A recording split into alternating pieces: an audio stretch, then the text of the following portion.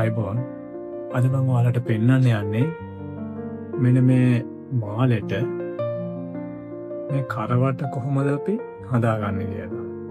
කම්බියක් අරගෙන කුණ්ඩු ටික හදලා ඒ වගේම තමයි මේ වගේ ලස්සනට ගලතලා මේ මාලෙට හදන්නේ කොහොමද කියලා තමයි මම මේ පෙන්වන්න යන්නේ. හරි.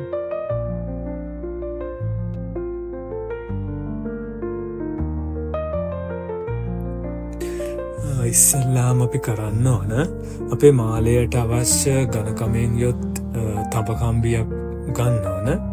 ඊට පස්සේ තඹකම්බිය වගේ දෙගුණයකින් ඝනකම යොත් තවත් යකඩ කම්බියක් අරගන්න ඕන. ඊට පස්සේ අපි අර තඹකම්බිය අර යකඩ කම්බිය දිගේ අර ස්ප්‍රින් එකක් ගොතන විදියට මෙන්න මේ විදියට ගොතා ගන්න ඕන. ඒ ගොතා ගන්නකොට හරියටම එක ළඟින් හොඳට තද වෙන්න තමයි යොතා ගන්න ඕන. අර ඈතින් යොතා ගන්න හොඳ නැහැ. එතෙන්දී කුණ්ඩු ලොකු වෙන්න පුළුවන්. ඒකින්ද මේ කුණ්ඩුව ළඟින්ම තමයි ගොඩක්ම යොතා ගන්න ඕන. මේ යොතා ගත්තට පස්සේ තමයි අපි මේකෙන් මේ කුණ්ඩු කපලා එකින් එක වෙන වෙනම අරගෙන ගලතන්න පුළුවන් වෙන්නේ. මෙන්න මේ ආකාරයෙන් ඉස්සෙල්ලාම මේ ස්ප්‍රින් එක වගේ හොඳට තදයට ගොතා ගන්න ඕන. මේ ගොතලා ඉවර වුණාට පස්සේ මේ විදියට මේ තඹකම්බිය අර යකඩෙන් අයින් කරලා ගන්න ඕන.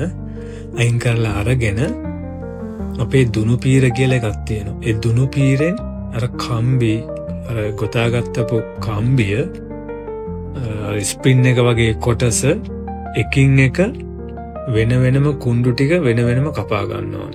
හරි පරිස්සමෙන් තමයි මේක කරගන්න ඕන. මොකද පුරුදු නැති කෙනෙකුට නම් ටිකක් සමහරට ඇඟිලිත් කපා ගන්න ඇඟිලි කැපෙන්නත් පුළුවන් තමන්ගේ. ඒක නිසා හරි පරිස්සමෙන් හිමීට කරන්න ඕන වැඩක්. පුරුදු එක්කෙනෙකුට නම් අපි දන්න අපේ වෘත්තීය ශිල්පීන්ට නම් මේක සාමාන්‍ය දෙයක්.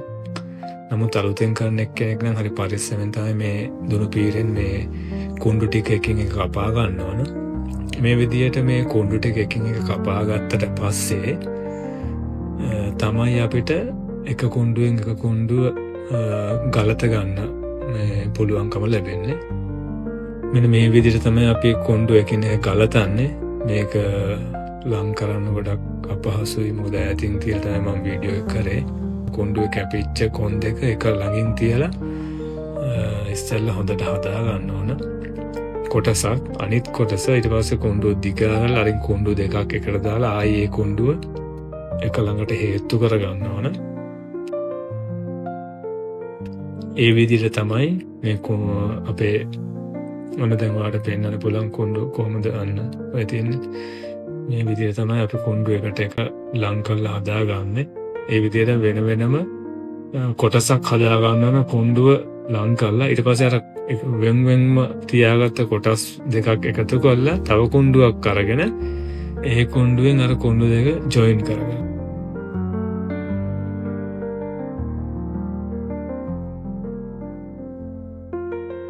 මෙතන කරන්නෙත් ඒක තමයි. එක කුණ්ඩුවක් අරගෙන ඈත් කරගන්නවා. ඈත් කරලා අර දෙකක් එක කුණ්ඩු වෙන වෙනම ජොයින් දාගත්ත කුණ්ඩු ටික එකට තියලා ආය අර කුණ්ඩුව ලං කරගන්නවා. මේ විදිහ තමයි ඒක ලං කරගන්නේ. ඊට පස්සේ ලං කරාට පස්සේ ඒ විදිහ තමයි ලොකු චේන් එකක් දිගට හදාගන්න පුළුවන් වෙන්නේ අපට අවශ්‍ය ප්‍රමාණයට.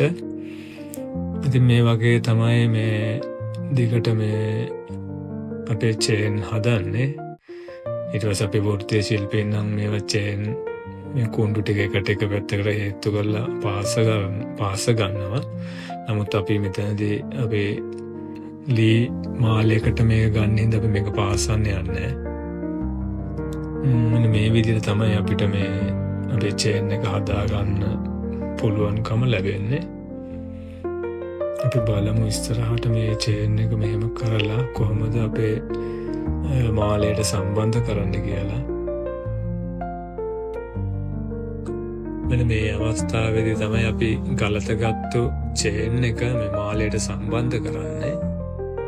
ඉතින් මෙතනදී නම් මම කරන්නේ ඔක්කොම කොන් දෙකම මාලයට සම්බන්ධ කරලා මේක අර පෙන්වන්න ඕන හින්දා හදන එක. නමුත් මේක හරි ඊට පස්සේ මේක මේ මාලේ හරි මැදින් මේක ආයේ ගලවලා එතෙන්ට අපි ගංචුවක් සම්බන්ධ කරනවා. මොකද ඒ ගංචුවෙන් අපිට අවශ්‍ය කෙනෙකුට ඕන වෙලාවක මේ මාලය ගංචුවෙන් ගලවලා බෙල්ලින් ඉවත් කරන්න පුළුවන්. ඊට පස්සේ ඒක නිසා අපි එතෙන්ට විශේෂ ගංචුවක් දානවා. අපිට ගංචු වර්ග කිහිපයක් දාන්න පුළුවන් එතෙන්ට. අපි සාමාන්‍යයෙන් ඔය වගේ එකකට දාන්නේ S ගංචුව කියන එක. මම පුළුවන් වුණොත් ඔයාලට පෙන්නන්නම් ඒ ගංචුව අපි හදන්නේ කොහොමද කියලා.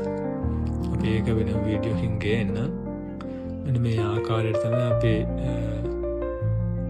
අපි මේ හදාගත්ත චේන් එක මේ මාලයට සම්බන්ධ කරගන්න. සම්බන්ධ කරගත්තට පේන්නේ මෙන්න මේ විදිහට තමයි.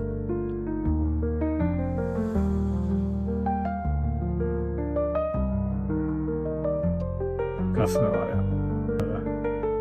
කැමති කෙනෙකුට මේ මාල අපෙන් ඕඩර් කරගන්න පුළුවන්. අපට මැසේජ් එකක් දැම්මොත් මේ මාල ගැන සම්පූර්ණ විස්තරයක් ඔයාලට ගන්න පුළුවන්. කැමති කෙනෙක් ඉන්න. Thank you.